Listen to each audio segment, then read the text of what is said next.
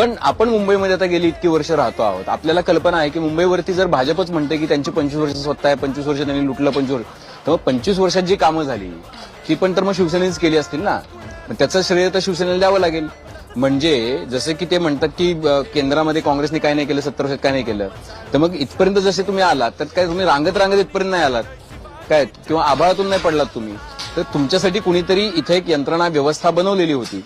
तसं मुंबईमध्ये एक व्यवस्था जी आहे ती शिवसेनेनं उभी केली हे नाकारता येणार नाही. जो एरियल शॉट दिसतो ना कोस्टल रोडचा, तर तो इतका काय अगदी परदेशातल्या कुठल्या तरी रस्त्यांचा वाटतो, शांघाय वगैरे वाटतो. कोस्टल रोडची कल्पना हे सगळ्यांना माहिती आहे. म्हणजे काय 2012ला करून दाखवलं ही टॅगलाईन होती आणि आता करून दाखवलं ते अभिमानानं सांगूया ही आहे.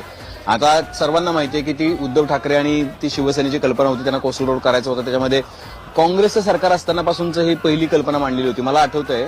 आता ही कल्पना त्यांची आहे, उद्धव ठाकरेंची. त्याचं भूमिपूजन पण त्यांनीच केलेलं दिसतंय. ही कल्पना ती प्रत्यक्षात उतरवण्यासाठीचा सगळा अभ्यास आणि हे सगळ्या गोष्टी ज्या आहेत त्या शिवसेना सत्तेत बीएमसीमध्ये असलेल्या काळामध्ये झालेल्या होत्या.